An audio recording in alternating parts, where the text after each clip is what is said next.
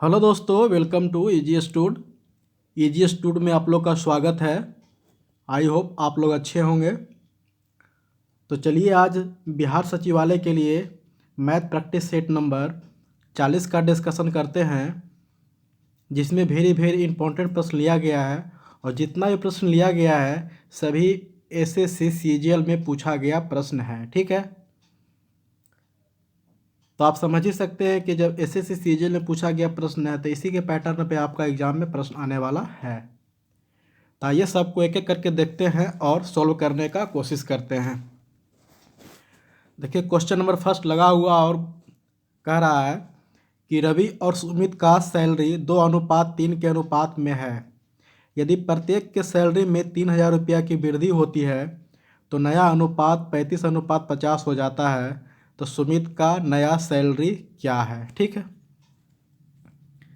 उसका 3,000 रुपये बढ़ने के बाद उसका सैलरी पूछ रहा है। ठीक है, तो जितना भी सैलरी उसका निकल के आएगा उसमें 3,000 रुपया जोड़ देंगे, आपका आंसर निकल आएगा। बनाने का तरीका क्या होगा, तो दो आदमी आपका है, एक रवि है एक सुमित है। रवि को आर मान लेते हैं और सुमित को एस मान लेते हैं। ठीक है, तो दोनों का अनुपात कितना है, तो 2:3 के अनुपात में उसका सैलरी है। ठीक है, अब बोलता है कि दोनों को सैलरी में 3,000 रुपये की वृद्धि हो जाता है। इसका भी सैलरी में 3,000 वृद्धि, इसका भी सैलरी में 3,000 वृद्धि। ठीक है, दोनों की सैलरी में 3,000 रुपये वृद्धि हो जाता है तो बढ़ करके कितना हो जाता है उसका अनुपात, तो उसका अनुपात हो जाता है 35:50। ठीक है, अब यहाँ से क्रॉस मल्टीप्लाई करके अनुपातिक एक का मान निकाल लेंगे। ठीक है, तो क्रॉस मल्टीप्लाई कीजिए तो 35 तिया कितना होता है, तो 105, और 50 दूना कितना होता है 100। तो 150 माइनस 100 करेंगे तो कितना आएगा आपका, तो ये आपका आएगा 5। ठीक है, तो अनुपातिक 5 बराबर कितना हो जाएगा, देखिए दोनों में कितना वृद्धि हुआ, 3,000 वृद्धि हुआ। यहाँ देखिए दोनों का अंतर कितना है, तो यहाँ से दोनों का अंतर कितना है, तो आपका 15 के अंतर है। तो 15 तिया 45, मतलब अनुपातिक 5 का मान कितना होगा, 45,000।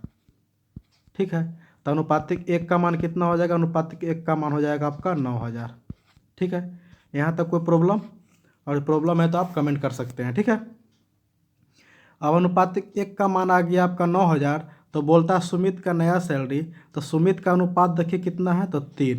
तो अनुपातिक 3 का मान निकाल दीजिए, 3 का मान निकालिए तो कितना होगा, 27,000 हो जाएगा। ठीक है, तो ये कब हुआ, जब सैलरी में कोई वृद्धि नहीं हुआ तब आया 27,000। ठीक है, जब बोलता है कि उसका सैलरी में 3,000 वृद्धि कर देंगे तो 27 + 3 कर देंगे कितना आपका आएगा, 27 + 3,000 करेंगे कितना आएगा आपका, 30,000 रुपया आ जाएगा। यही उसका नया सैलरी वृद्धि के होने के बाद सैलरी है, जो कि ऑप्शन नंबर ए में है। ए आपका सही आंसर होगा। ठीक है, चलिए चलते हैं question number next. Question number next क्या कहता है, देखिए क्वेश्चन नंबर सेकेंड भी देखिए उसी तरह से है। बोलता है दो व्यक्तियों पी और क्यू की आय कितना है, तो 5:6 के अनुपात में है। यदि उनमें से प्रत्येक प्रति माह 200 रुपया की बचत करता है तो उनके व्यय का अनुपात 3:4 हो जाता है। तो क्यू का आय क्या है। ठीक, बस जिस तरह से पिछला प्रश्न बनाया था उसी तरह से इसको भी बनाना है।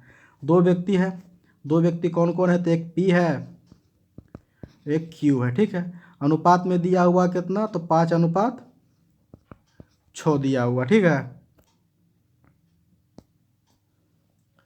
6 दिया हुआ है। फिर बोलता है दोनों के अनुपात बचत करता है, तो बचत करता है तो कितना बचत करता है, तो 200 रुपये बचत करता है और ये भी 200 का बचत करता है। तो बचा करके कितना उसका अनुपात हो जाता है व्यय में, तो 3:4 के अनुपात में आता है उसका। ठीक है, अब यहाँ से क्रॉस मल्टीप्लाई करके अनुपातिक 1 का मान निकाल लेंगे। तो 5 चौका 20, छोतिया 18, 20 और माइनस 20 और 18 का अंतर लेंगे तो आएगा 2। 2 का बराबर 2 का अनुपातिक 2 का मान कितना हो जाएगा, यहाँ से अंतर कितना है, तो 1 है। ठीक है, तो 200 गुना 1 करेंगे तो आपका 200 ही रह जाएगा। ठीक है, तो यहाँ से अनुपातिक 1 का मान कितना हो जाएगा, 100 आ जाएगा। अनुपातिक 1 का मान जब 100 आ गया है, अब जिसका पूछता है उसका निकाल दीजिए। तो क्यू का आय क्या है, तो क्यू का आय देखिए 6 है, तो अनुपातिक 6 का मान निकाल दीजिए। तो 1 का वैल्यू 6, तो 6 का वैल्यू आपका 600 आपका राइट आंसर होगा, जो कि ऑप्शन नंबर बी में है। बी आपका करेक्ट आंसर होगा। ठीक है, चलिए चलते हैं question number next. Question number next क्या कहता है, देखिए बोलता है कि √30 + √30 + √30 + √30 और ये डॉट डॉट डॉट तक अनंत तक गया है, ठीक है, इन्फिनिटी तक गया है। तो बोलता है कि इसका मान क्या होगा। तो इसका मान क्या होगा, यहाँ मान लीजिए x सही है, तो बोलता है कि x का मान क्या होगा। तो x का मान ऐसा क्या करेंगे, ये 30 को ऐसा दो फैक्टर में तोड़ना है जिसका अंतर 1 आना चाहिए, ठीक है। अगर जो 30 को दो फैक्टर में तोड़ते हैं तो ये 6 गुना 5 30 हो गया, 30 हो गया ना। इसका अंतर भी देखिए 1 है, 1 का अंतर है। तो वही बोले हैं कि इस बीच वाला का 30 का ऐसा दो फैक्टर में तोड़ना है जिसका अंतर 1 आना चाहिए। तो देखिए 6 और 5 का अंतर 1 होता है। अगर जो पॉजिटिव है तो आपका बड़ा वाला आंसर होगा, अगर जहाँ निगेटिव रहता तो ये आपका छोटा वाला आंसर होता, ठीक है। अभी देखिए आपका क्वेश्चन पॉजिटिव है तो ये आपका बड़ा वाला आंसर होगा, जो कि आपका 6 आंसर राइट होगा, जो कि ऑप्शन नंबर डी में है, ठीक है। नहीं तो अगर इसमें आप फॉर्मूला यूज करना चाहते हैं तो फॉर्मूला होता है आपका 4m+1 डिवाइडेड बाई 2+1, ठीक है। इस पे हल कर दीजिए। m कहने का मतलब क्या हुआ, m कहने का मतलब जो इसके रूट के अंदर जो वैल्यू है उसका, तो 4 गुना 30 करेंगे कितना आएगा 120, 120 प्लस 1 करेंगे तो 121, 121 का रूट निकालेंगे तो कितना होगा, तो 11 होगा, ठीक है, बटा 2 +1 है। तो यहाँ से 11 1 12 हो जाएगा, 12/2 करेंगे तो आपका 6 आएगा। 6 आपका राइट आंसर निकाले हैं। इसी तरह से ये लॉन्ग मेथड हो गया आपका, ये शॉर्ट मेथड हो गया, ठीक है। अगर जो माइनस रहता तो सिर्फ यहाँ पे खाली आप माइनस कर देते, ठीक है, आप कुछ नहीं करना था। चलिए चलते हैं question number next. Question number next क्या कहता है, देखिए आज का देखिए ये लाजवाब प्रश्न है। बोलता है एक्स बराबर क्या होगा, एक्स का मान 0 से बड़ा होना चाहिए, ठीक है। देखिए आपका ऑप्शन में सब एक्स का मान 0 से बड़ा है। देखिए इसको बनाने के लिए इसको क्या है, ये आपका वर्गमूल का प्रश्न है, ठीक है। तो सबसे पहले क्या करेंगे, यहाँ से चलेंगे, लास्ट से चलना है, ठीक है, लास्ट से चलना है, यहाँ से चलना है। तो √7+4√3 का वर्गमूल कैसे निकाल लेंगे, तो पहले सीख लीजिए वर्गमूल कैसे निकलता है। तो इसका मान लीजिए वर्गमूल निकालते हैं, 7+4√3 का वर्गमूल निकालेंगे। तो देखिए ये जो टर्म होता है ना, ये जो टर्म होता है इस पे टूटता है, a² + b² + 2ab पे, ठीक है, इस पे टूटता है, a+b का होल स्क्वायर पे टूटता है, ठीक है। तो ये जो टर्म होता है ना आपका, ये जो टर्म है ये 2ab वाला टर्म है, और ये a+b का होल स्क्वायर वाला टर्म है, ठीक है। तो इसको तोड़िए 2ab में, 4 इंटू √3 को अगर 2ab के टर्म में तोड़ेंगे तो कैसे टूटेगा। तो 2ab में टर्म में तोड़ना है तो एक तो 2 तो आपका आता ही आता है, ठीक है, एक तो 2 आता ही आता है, और यहाँ पे 4 है, 4 में 2 में कितना गुना करेंगे कि 4 आएगा, तो 2 गुना करेंगे इंटू, और √3 आपका ऐसा ही रह जाएगा। अब इसको गुना करेंगे तो 4√3 है, देखिए 4√3 यहाँ भी हो गया। अब इसको क्या करना, कुछ न कुछ करके ये 7 लाना है, ठीक है। तो कैसे 7 आएगा, तो 2 का स्क्वायर प्लस 3 का स्क्वायर करेंगे तो 7, 2 का स्क्वायर प्लस √3 का स्क्वायर करेंगे तो 7 आएगा, तो 7 आ जाएगा, ठीक है। तो इसका मतलब कहने का मतलब हुआ क्या, कि 2 + √3 का ये वर्गमूल है, ठीक है। आपका इसको निकालिएगा तो ये आपका निकल के आएगा, ठीक है। यहाँ तक समझ में आया। अगर समझ में आ गया तो इसका मान आपका कितना निकल गया, तो इसका मान निकल गया 2 + √3। अब इसको मिटा देते हैं, समझ गए होंगे। उसके बाद देखिए आपका क्वेश्चन में क्या दे रहा है, यहाँ पे देखिए 8 इंटू भी है, तो इसका 8 इंटू भी करेंगे। देखिए ऊपर में आपका रूट चढ़ा हुआ है, रूट हम दे नहीं रहे हैं क्योंकि देखिए बहुत लेंदी हो जाएगा, ठीक है। तो 8 अब गुना कर देंगे तो कितना हो जाएगा आपका, तो 8 दूना 16 प्लस 8√3, ठीक है। तो आपका 16 + 8√3 हो जाएगा।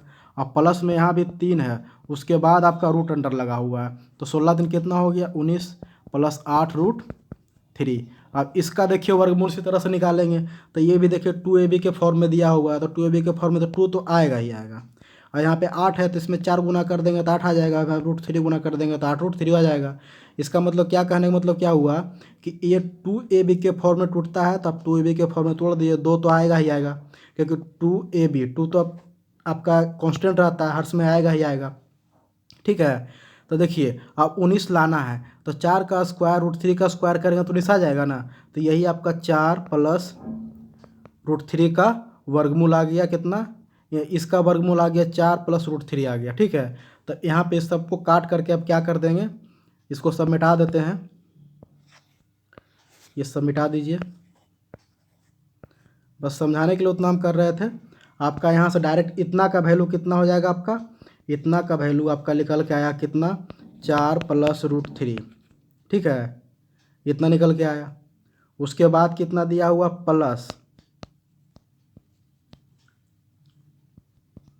प्लस दिया हुआ है, प्लस कितना दिया हुआ, -√3। और इस पे दिया हुआ आपका √अंडर। ठीक है, ये देखिए +√3 और -√3 कट जाएगा, कितना बचेगा अंदर में, तो अंदर बचेगा 4।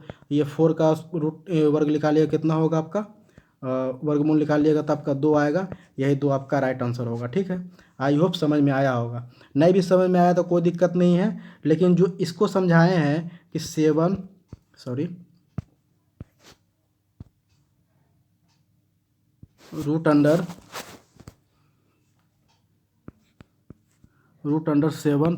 4√3, इसका वर्गमूल निकालेंगे कितना आएगा, तो इसका वर्गमूल निकालेंगे तो 2 + √3 आएगा। ये आपको समझ में आया होगा। अगर जो समझ गए होंगे तो ये आसानी से बन जाएगा। ठीक है, चलिए चलते हैं question number next. Question number next क्या कहता है, देखिए बोलता है 600 कर्मचारी वाली एक कंपनी में पुरुष कर्मचारी की औसत आयु कितना है, तो 42 वर्ष है। और महिला कर्मचारी की औसत आयु कितना है, 43 वर्ष है।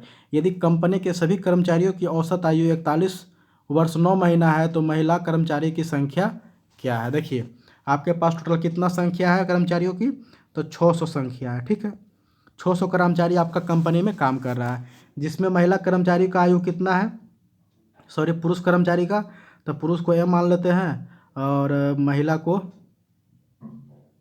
वुमेन मान लेते हैं। ठीक है, नहीं, हाँ मेल और वुमेन कर देते हैं। ठीक है, तो देखिए मेन का आपका क्या औसत आयु कितना है, तो 42 वर्ष है, और वुमेन का कितना है, तो 41 वर्ष है। ठीक है, अब देखिए दोनों मिला कर दे रहा है, कितना, तो 41 वर्ष 9 महीना, दोनों मिला के 41 वर्ष 9 महीना दे रहा है। अब इसको आप महीना को वर्ष में कन्वर्ट कर दीजिएगा, तो 41 + 9 बटा कितना होगा, 12, उसको आप तोड़िएगा तो कितना आएगा आपका, तो आपका आएगा 41.75 आ जाएगा वर्ष। ठीक है, 41.75। तो देखिए 42 और 41 के बीच में देखिए ये है ना 41.75, तो इसका मतलब क्या होगा, यहाँ से रूल ऑफ एलिगेशन लगा दीजिए, तो कितना आएगा ये घट करके, तो घट करके आएगा आपका 0.75, और इस 42 में से 41 घटेगा कितना आएगा आपका घटे 25 आएगा। ठीक है, 0.25, इसको काट दीजिएगा तो कितना आएगा आपका 25 × 75, मतलब 3:1 आ जाएगा, 3:1 आ गया। अब देखिए यहाँ से टोटल कर्मचारी कितना हो रहा है, पुरुष और महिला, तो 3 1 4 हो रहा है, तो अनुपातिक 4 का मान कितना हो जाएगा, तो यहाँ से टोटल आपका देखिए क्वेश्चन में दिया हुआ है 600, तो अनुपातिक 4 का मान 600 हो जाएगा। तो बोलता है कि महिला कर्मचारी, तो अनुपातिक 1 का मान निकाल दीजिए, तो अनुपातिक 1 का मान कितना होगा, तो 600/4 होगा, काट दीजिए कितना होगा, 15 चौक 60, मतलब 150, मतलब महिला कर्मचारी कितना है, तो 150 है। ठीक है, आई होप समझ में आया होगा। बोलिए एक काहे निकाले, क्योंकि देखिए एक महिला कर्मचारी निकल के आया अनुपातिक में, और पुरुष कर्मचारी निकल के आया आपका 3। ठीक है, तो देखिए एक का वैल्यू 150 आएगा, तो 3 का वैल्यू कितना आएगा, 15 × 45, तो पुरुष अगर निकालते हैं तो कितना आएगा, 45 और 150 करेंगे तो आपका 600 के बराबर आ जाएगा। इसका मतलब 150 आपका राइट आंसर है। ठीक है, चलिए चलते हैं question number next. Question number next क्या कहता है, बोलता है कि नजीब और प्याली की आयु के बीच का अंतर कितना है, तो 4 वर्ष है। जब उन्होंने 36 वर्ष पहले एक दूसरे से शादी की तो नजीब की आयु का 5 गुना प्याली की आयु के 6 गुना के बराबर था, तो उनकी वर्तमान आयु का योग क्या है। देखिए आज का देखिए मोस्ट प्रश्न है ये। बोलता है दोनों का आयु कितना का अंतर है, तो नजीब को मान लेते हैं आप n। ठीक है, नजीब को n, प्याली को मान लेते हैं p। दोनों का अंतर दिया हुआ 4 वर्ष का। ठीक है, ये 4 वर्ष का अंतर हर समय रहेगा, चाहे 100 साल आ जाए, चाहे 20 साल रहे, चाहे 50 साल आवे, चाहे 30 साल आवे, चाहे 40 साल के बाद, कितना भी साल के अंतर, कितना भी दो आदमियों का बीच का अंतर हमेशा समान होता है। मान लीजिए आप हमसे आज 4 वर्ष बड़ा हैं, तो 20 साल बाद भी आप हमसे 4 वर्ष बड़े रहेगा, ना कि 20 साल के बाद आपको कुछ और बड़ा हो जाएंगे। ठीक है, तो इसीलिए कहते हैं कि दो आदमियों का अंतर हमेशा समान होता है। तो ये नजबी और प्याली का अंतर जब अभी 4 वर्ष है ना, तो 30 वर्ष, चाहे 35 वर्ष, चाहे 40 वर्ष, चाहे 100 वर्ष, ये दोनों का अंतर ही समान रहेगा। अब देखिए यहाँ से कहता है कि जब 36 वर्ष पहले उन दोनों शादी किया, ठीक है, 36 वर्ष पहले उन दोनों शादी किया, तो नजीम की आयु का 5 गुना, तो नजीम की आयु का 5 गुना बराबर प्याली की आयु का कितना, तो 6 गुना। तो यहाँ से नजीम और प्याली का अनुपात निकल जाएगा, तो नजीम और प्याली का अनुपात निकल जाएगा 6:5। ठीक है। अब देखिए यहाँ से अंतर कितना है, तो यहाँ से अंतर आपका 1 आ रहा है। 6 और 5 का अंतर कितना आ रहा है, तो अनुपातिक 1। तो अनुपातिक 1 का मान कितना यहाँ से अंतर दे रहा है, तो 4 बराबर दे रहा है। तो अनुपातिक 1 का मान आपका 4 आ गया। तो अनुपातिक 6 का मान कितना होगा, तो अनुपातिक 6 का मान होगा 6 चौक 24। और अनुपातिक 5 का मान कितना होगा, तो अनुपातिक 5 का मान होगा आपका 4 5 20। ठीक है। ये कब हुआ, ये 36 वर्ष पहले का है। अब इसमें 36 वर्ष जोड़ देंगे तो ये वर्तमान में आ जाएगा। तो इसका देखिए अब नजीब का कितना हो गया, तो नजीब का आयु कितना हो गया, तो 24 और 36 कितना होता है, 6 4 10 के 0 हाथ में 1 और 3 2 5 और 1 6 60 आ गया। और 20 और 36 कितना होता है, तो 20 और 36 आपका 56 होता है। तो देखिए इन दोनों आयु को वर्तमान आयु का योग भी पूछ रहा है, तो 60 + 56 कर देंगे कितना आपका आएगा, तो 116 आएगा। 116 आपका राइट आंसर होगा, जो कि ऑप्शन नंबर किस में है, तो ऑप्शन नंबर आपका कहीं है, ऑप्शन में मैच नहीं कर रहा है जी। अच्छा 116 देखिए सी में है। ठीक है, ऑप्शन नंबर सी आपका राइट आंसर है। ठीक है, चलिए चलते हैं question number next. Question number next क्या कहता है, बोलता है डीजल के मूल्य में 26% की वृद्धि हुई है।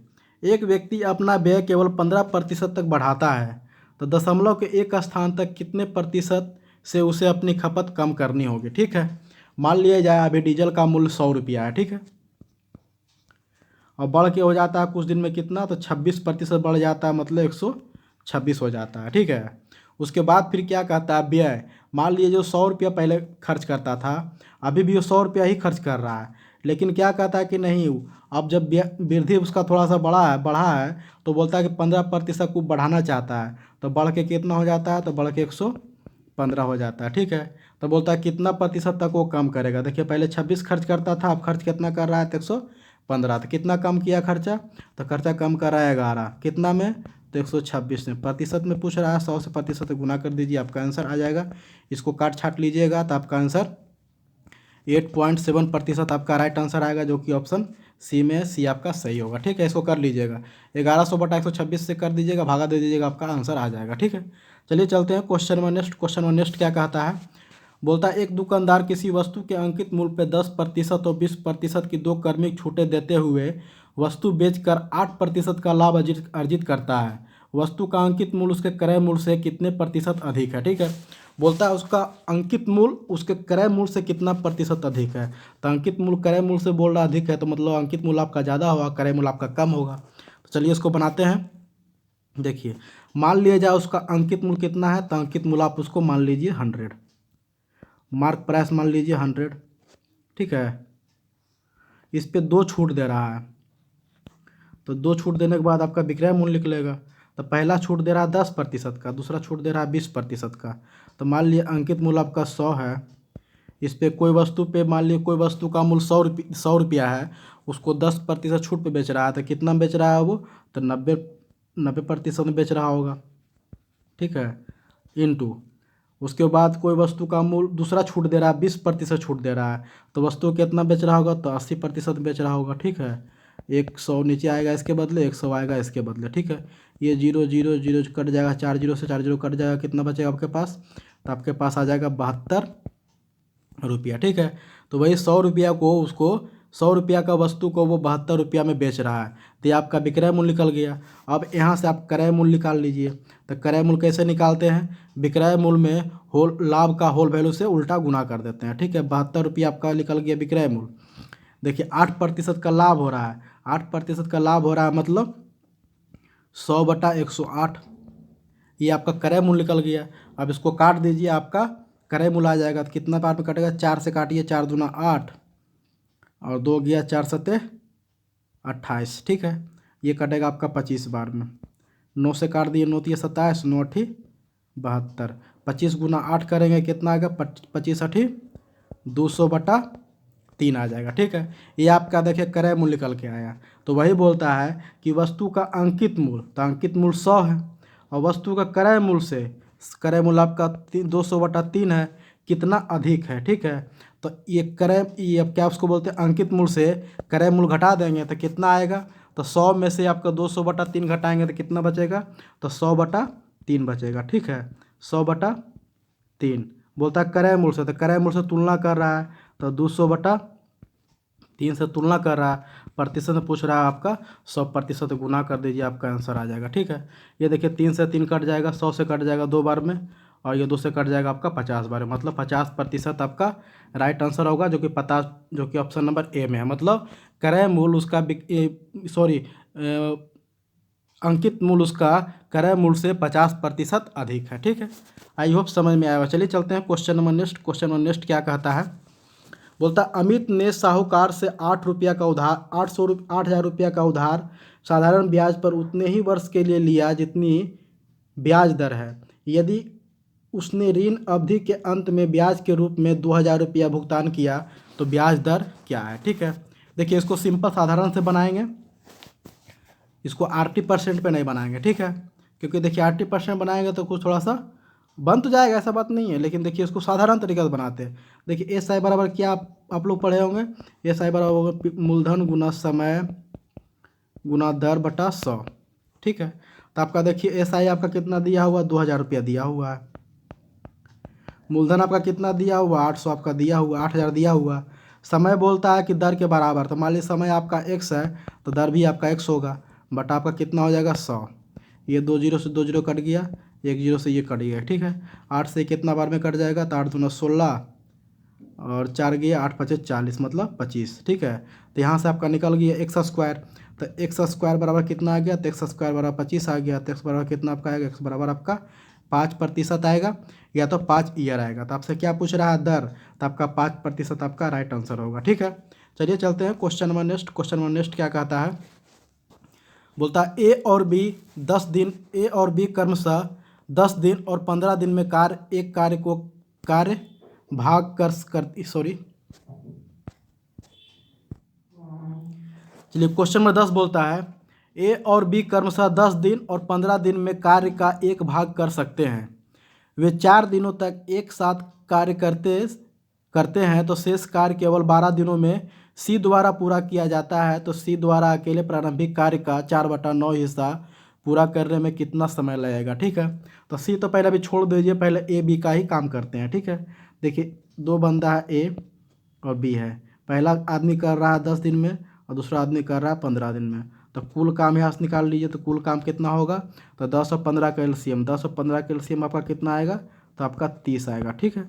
अब यहाँ से एफिशिएंसी निकाल दीजिए। एफिशिएंसी कहने का मतलब एक दिन का काम, कार्य क्षमता, ठीक है, कि एक दिन में कितना काम करता है। तो टोटल काम है 30 और उसको कर रहा है एक दिन में कितना, एक कर रहा है 10 दिन में, तो कितना दिन में करेगा टोटल, तो ये 3 दिन में करेगा। 30/10 करेंगे 3 आ जाएगा, 30/15 करेंगे तो 2 आ जाएगा, ठीक है।